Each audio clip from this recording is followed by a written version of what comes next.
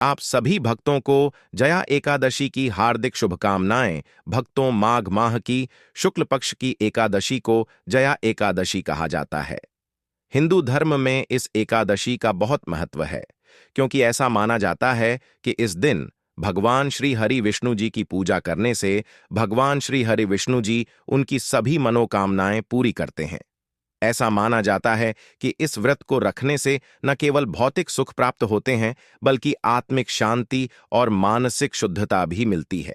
एकादशी के व्रत से साधक को जीवन के समस्त दुखों और संकटों से मुक्ति मिलती है। इसके साथ ही यह व्रत पापों से मुक्ति का भी उपाय माना जाता है। इस दिन भगवान श्री हरि विष्णु जी और माता लक्ष्मी जी की पूजा का विशेष महत्व है। जया एकादशी का व्रत करने से व्यक्ति के जीवन के सभी संकट दूर होते हैं और उसे मोक्ष की प्राप्ति होती है। हिंदू धर्म में एकादशी तिथि का विशेष महत्व बताया गया है। इस शुभ अवसर पर लक्ष्मी नारायण जी की पूजा का विधान है। साथ ही उनके निमित्त एकादशी का व्रत भी रखा जाता है।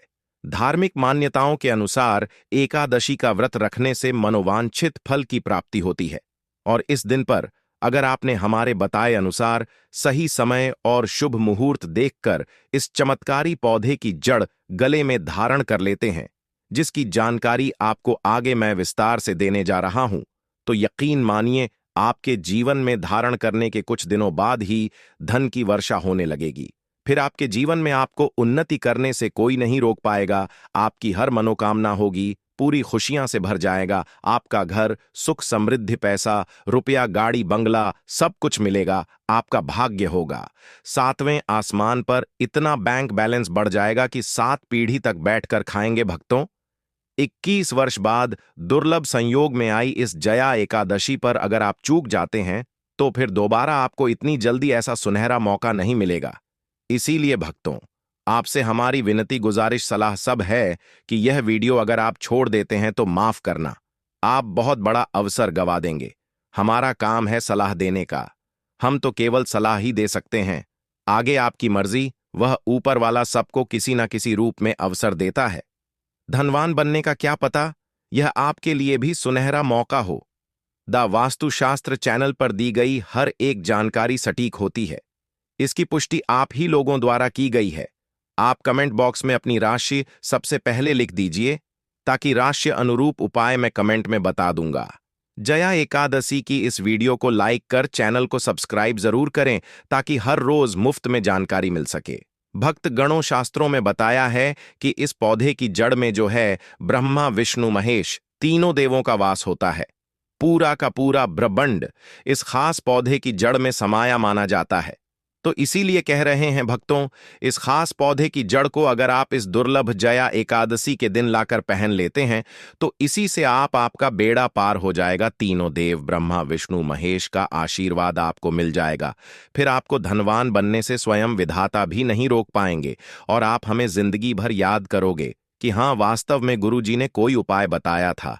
देखो भक्तों, आपके जीवन से जुड़ी चाहे कैसी भी समस्या हो, चाहे वह रुपयों पैसों की दिक्कत हो, घर परिवार से संबंधित हो, नौकरी व्यापार से संबंधित हो, या फिर गृह क्लेश, पितृदोष हो, चाहे वो हो स्वास्थ्य से संबंधित, सारी की सारी समस्याएं देखते ही देखते समाप्त होते ही चली जाएंगी। कैसे इसको धारण करना है, कहां से लाना है, कैसे इसको आसानी से प्राप्त करें, सही पौधे की पहचान कैसे करें, और एक विशेष बात, इसको घर लाते समय किन बातों का ध्यान रखें। लेकिन सबसे पहले आप वीडियो को लाइक करके कमेंट में लिख दीजिए कि हे लक्ष्मी, हे मां सरस्वती, आपका हमारे आंगन में स्वागत है। देखिए, जिसके पास बुद्धि और विद्या होगी, उसके पास लक्ष्मी यानी कि पैसा खुद ही खींचा चला आएगा। इससे स्वयं माता लक्ष्मी जी का आशीर्वाद आपको मिल जाएगा। भक्तों, यह पौधा इतना चमत्कारी है कि स्वयं भोलेनाथ ने इस पौधे की प्रशंसा करी है। पुराने जमाने के बुजुर्ग लोग इसकी महिमा से बढ़िया तरीके से परिचित होते हैं। इसलिए जहां कहीं भी उन्हें यह चमत्कारी पौधा दिखता है, वह इसे प्रणाम अवश्य करते हैं। पंचांग के अनुसार माघ महीने के शुक्ल पक्ष की एकादशी तिथि की शुरुआत 7 फरवरी को रात 9:26 पर होगी और अगले दिन 8 फरवरी को रात 8:15 पर समाप्त होगी। ऐसे में उदया तिथि के अनुसार 8 फरवरी 2025 को जया एकादशी मनाई जाएगी। जया एकादशी के दिन वैधृत्य योग और रवि योग का निर्माण हो रहा है। भक्तों, पारण के समय की बात करें तो जया एकादशी का व्रत रखने वाले जातक 9 फरवरी को सुबह 7:04 से लेकर 9:17 तक द्वादशी तिथि में व्रत का पारण कर सकते हैं।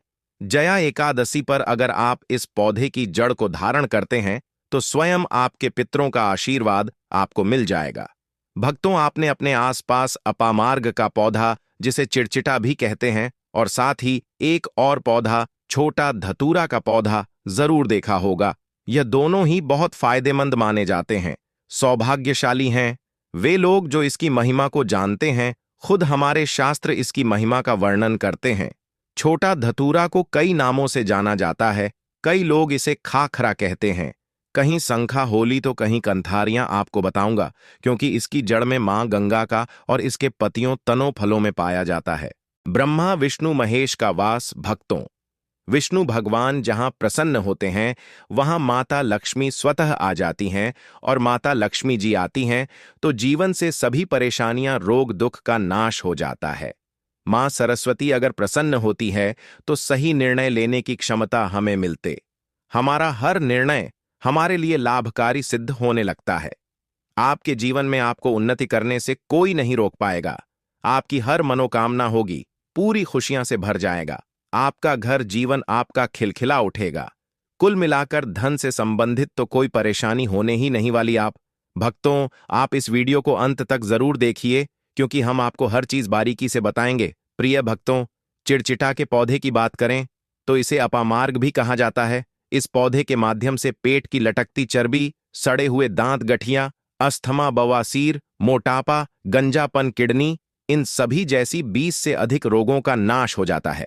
इसीलिए आप समझ सकते हैं कि यह वरदान के समान है। आपके एरिया में देखते होंगे बूढ़े बुजुर्ग जो हैं वह बताते होंगे कि इसका इस्तेमाल कैसे किया जाता है। इस पौधे से दातुन किया जाता है, खास रिवाज है। पौधे के बारे में आपको बताएंगे, इसके तने के बारे में बताएंगे, पत्तियों के बारे में बताएंगे, बीज के बारे में बताएंगे, फूल और जड़ के बारे में बताएंगे। हर एक इसका जो पार्ट है वह बहुत ही महत्वपूर्ण है। इसीलिए इस पौधे के बारे में जानना बहुत जरूरी है। थोड़ा सा अगर आप इसे जानते होंगे तो पहचान लीजिए। वीडियो में जो दिख रहा है वह यही पौधा है। आमतौर पर आपके आसपास इसे देखा जाता होगा। इसे चिड़चिटा कहा जाता है, कहीं कहीं पर आंधी झाड़ा भी कहा जाता है। अपामार्ग की ऊंचाई जो होती है लगभग 60 से 120 सेंटीमीटर होती है। आमतौर पर यह लाल और सफेद दो प्रकार के अपामार्ग होते हैं। दोनों ही प्रकार का फायदेमंद है, लेकिन श्वेत जो होता है, उजला जो अपामार्ग है, वह बहुत ज्यादा फायदेमंद होता है। इसी का उपयोग आज हम आपको बताएंगे लक्ष्मी प्राप्ति के लिए तांत्रिक उपयोग में। लेकिन क्या क्या इसका इस्तेमाल करना है, कैसे उपाय करना है कि आपके जीवन में खुशियां आए, पैसे रुपए और गरीबी की जो परेशानी है वह दूर हो जाए। देखिए भक्तों, आज आदमी रुपया पैसा कमाने के लिए क्या कुछ नहीं करता, तो क्या आप 5 मिनट का समय निकालकर इस वीडियो को नहीं देख सकते हैं? क्या पता यह आपकी अंतिम वीडियो हो और आपको फिर कोई वीडियो देखने की जरूरत न पड़े। भक्तों, अपापा मार्ग पर बीज नुकीले कांटे के समान लगते हैं। इसके फल चपटे और कुछ गोल होते हैं। दोनों प्रकार के अपामार्ग के गुणों में समानता होती है। फिर भी सफेद अपामार्ग, जैसा कि हमने बताया, वह श्रेष्ठ होता है। यह बहुत ही फायदेमंद होता है। इस पर फूल लगते हैं, फल शीतकाल में लगते हैं और गर्मी में पक करके सूख जाते हैं। इनमें से चावल के दानों के बराबर ही बीज निकलते हैं। इसका पौधा वर्षा आरथू में पैदा होकर के गर्मी में सूख जाता है। अब यह बहुत ही आसानी से आपको मिल जाएगा, क्योंकि सर्दियां आ चुकी हैं। अपामार्ग तीखा, कड़वा तथा प्रकृति में गर्म होता है। यह पाचन शक्तिवर्धक, दस्त लाने वाला, रुचिकर, दर्द निवारक, विष, कृमि पत्थरी का नाश करने वाला, खून को साफ करने वाला, बुखार को दूर करने वाला, श्वास रोग हो तो उसका नाश करने वाला, भूख को नियंत्रित करने वाला होता है। इसीलिए कहा जाता है कि इस पर सभी देवी देवताओं का वास माना जाता है, और सबसे जो मुख्य देवता हैं हमारे ब्रह्मा विष्णु महेश, इनका वास माना जाता है। भक्तों, इसे आप जया एकादशी के दिन धारण करने से मत चखिए। इससे आपको अपने पितरों का आशीर्वाद प्राप्त हो जाएगा, क्योंकि इस दिन पितृ जो हैं वह जागृत अवस्था में होते हैं। फिर आपके बारे न्यारे हो जाएंगे। दिन दूना रात चौगुनी, आप अपने नौकरी कारोबार में उन्नति करने लगेंगे। चलिए थोड़ा सा इसको आयुर्वेद के रूप में पहले जान लेते हैं भक्तों, कि इसके क्या क्या फायदे हैं। एक चीज और बता दें भक्तों, आपके इस उपाय करने से हमारा तो कोई निजी लाभ है नहीं। बस आपका यह उपाय सफल हो जाए तो हमारा उद्देश्य पूरा हो जाएगा कि हम किसी की मदद कर पाए। अगर आप हमारे आयुर्वेद शास्त्र पढ़ेंगे, उसमें मिलेगा आपको यह, और हम यह जानकारी कोई भी आपको अपनी तरफ से नहीं दे रहे हैं भक्तों, यह शास्त्रों में वर्णित जानकारी दे रहे हैं। है भक्तों, अब बात करते हैं कि आपके जीवन में अगर परेशानियां हैं, धन की दिक्कत है, तो वह कैसे दूर होगी। लेकिन सबसे पहले बीमारियों को दूर करने के बारे में जान लीजिए। और हम सत्य कहते हैं कि इसमें से कोई ना कोई उपयोग आपके आसपास के लोग भी जानते होंगे, आपके एरिया में भी किया जाता होगा। आपके जो बूढ़े बुजुर्ग होंगे वह जानते होंगे इस पौधे का उपयोग कैसे किया जाता है। और तो और हम आपको शुरू से ही बता रहे हैं कि इस पर सभी देवताओं का निवास होता है। अगर शनि की 7.5 से परेशान है तो भी वह दूर हो जाता है। भक्तों, आप जानते होंगे कि नर्ण की 7.5 जिस पर हो जाती है, उसके जीवन में कभी सफलता नहीं आती है। उसको बहुत दिक्कतों का सा सामना करना पड़ता है, मुश्किलों का सामना करना पड़ता है। तो यह न की 7.5 को भी मिटा देता है, क्योंकि इस पर ब्रह्मा विष्णु महेश का वास पाया जाता है। इसीलिए यह बहुत ही शक्तिशाली पौधा है। कहा जाता है कि समुद्र मंथन के बाद जब देवता और दानवों में युद्ध चल रहा था, उस समय पर जो अमृत की कुछ बूंदें धरती पर गिरी, वह बूंदें इसी पौधे पर गिरी। इसीलिए यह अमृत के समान फायदेमंद है।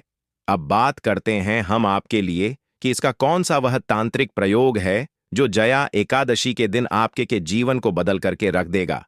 तो क्या करना है? आपको अपामार्ग लाना है।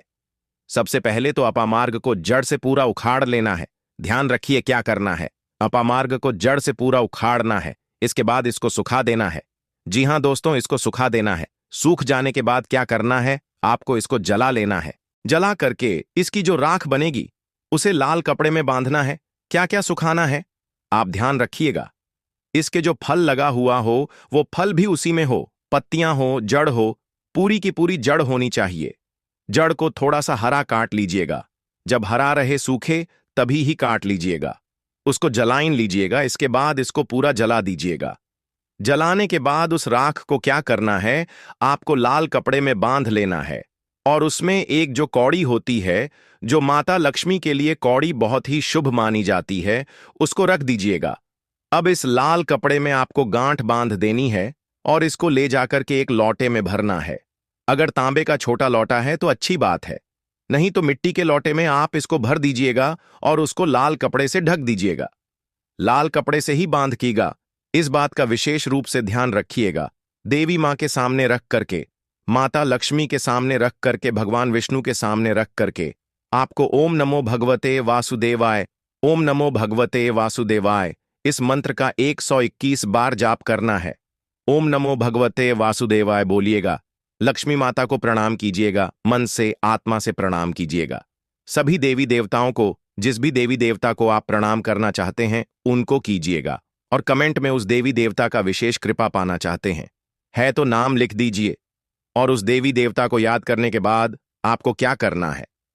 मन से आपको क्षमा मांगनी है कि हे प्रभु, हे ईश्वर, मुझसे जीवन में जो भी गलतियां हुई हो, जो भी मुझसे भूल हुई हो, जाने अनजाने में उसको क्षमा करें और मेरे जीवन को बदल दें।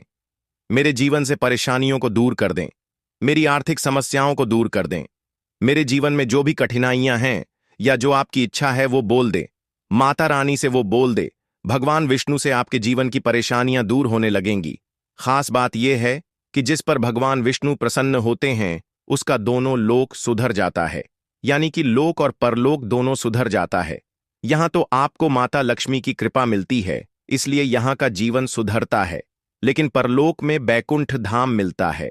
आपको भगवान विष्णु की कृपा होने की वजह से तो इसीलिए बहुत ही पावरफुल यह उपयोग है। इसका उपयोग करके आप लाभ प्राप्त कर सकते हैं। बस इस बात का ध्यान रखिएगा कि आप इसको बृहस्पतिवार के दिन करेंगे तो ज्यादा लाभकारी होता है। भगवान विष्णु का दिन है, माता लक्ष्मी प्रसन्न होंगी और जीवन से कठिनाइयां और परेशानियां दूर कर देंगी।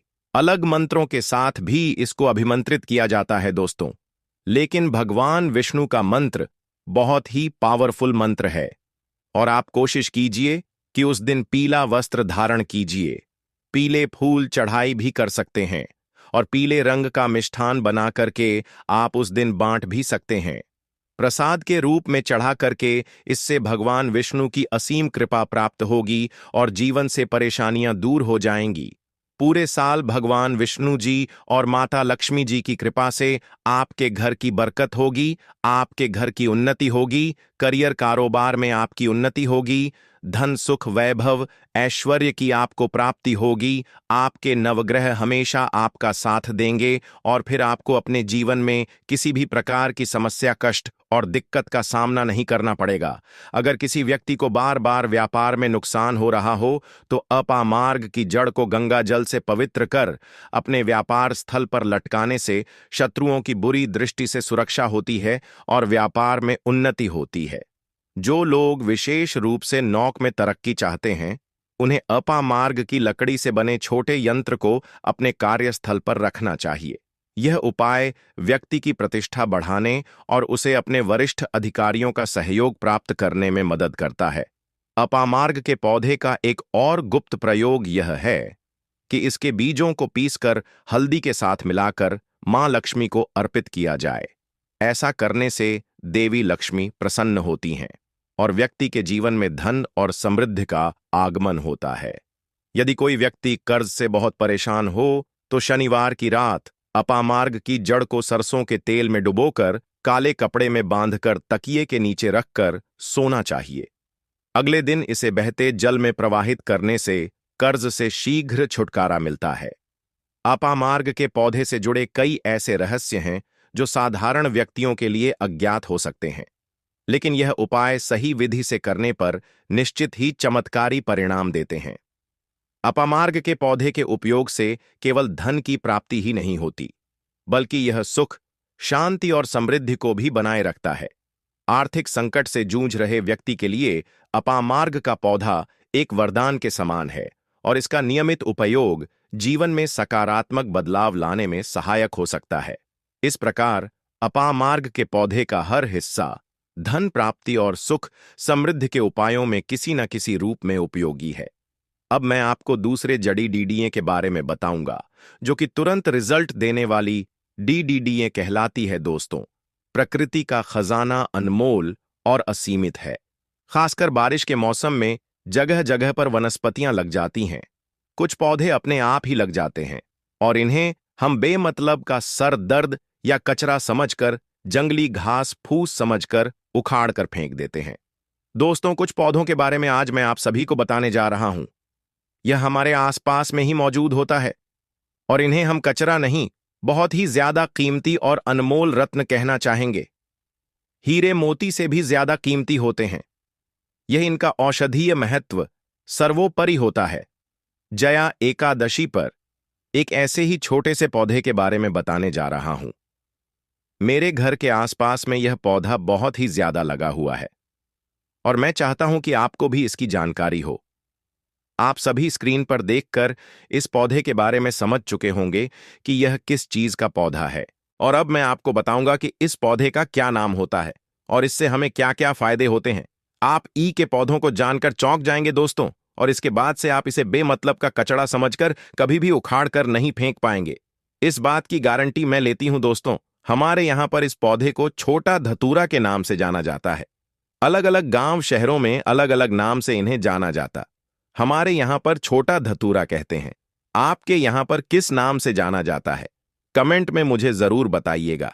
गांव में अक्सर सभी बच्चों ने यही कॉक लवर से एक दूसरे को मार करके अपना मन प्रसन्न किया होगा।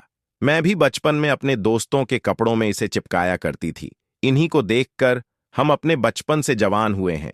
इससे ज्यादातर गांव खेत खलिहान में पाया जाता है। अगर साफ साफ शब्दों में कहूं तो कॉक लवर सोने चांदी हीरे से भी ज्यादा कीमती होता है दोस्तों। और आज मैं आपको इसके बीज के बारे में भी बताऊंगा।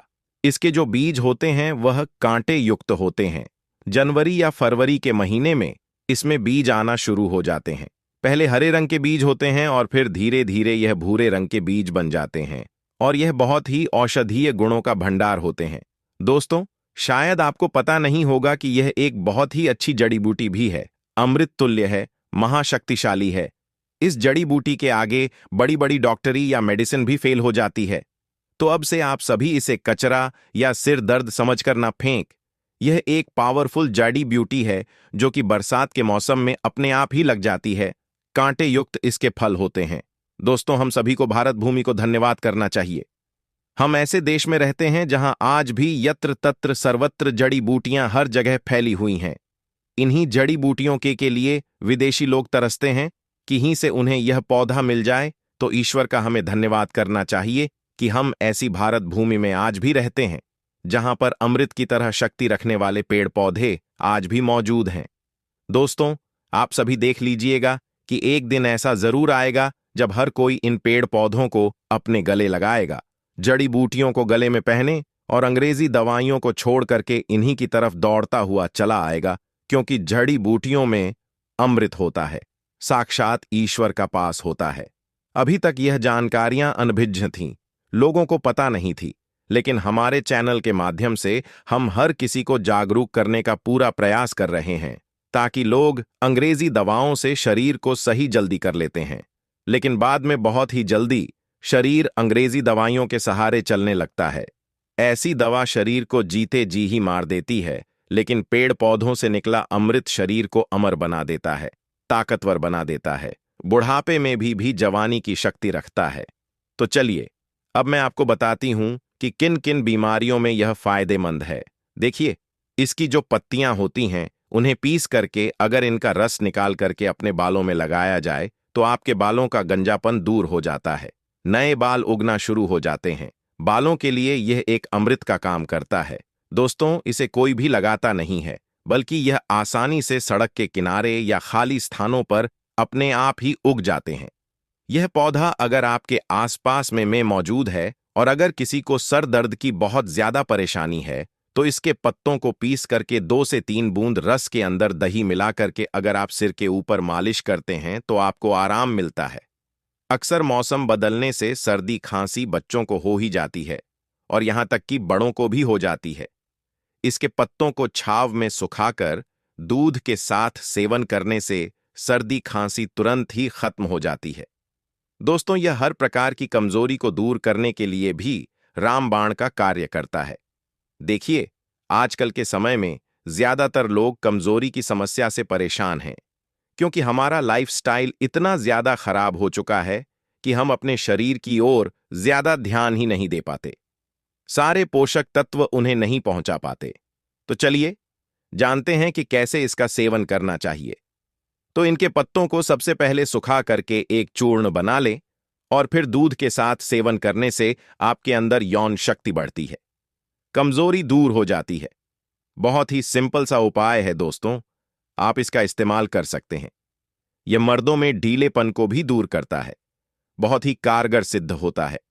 तो दोस्तों, आगे बढ़ने से पहले आप सभी से उम्मीद करता हूं और एक रिक्वेस्ट करता हूं कि वीडियो को लाइक करके चैनल द वास्तु शास्त्र को सब्सक्राइब और पास वाला बेल आइकन जरूर प्रेस कर दीजिएगा और कमेंट बॉक्स में जय मां लक्ष्मी तुरंत लिख दीजिएगा। दोस्तों, इस वीडियो को लाइक करने का कोई भी चार्ज नहीं लगता है और चैनल पर सब्सक्राइब करने से आपको हर रोज बिल्कुल मुफ्त में जानकारियां मिलती चली जाती है।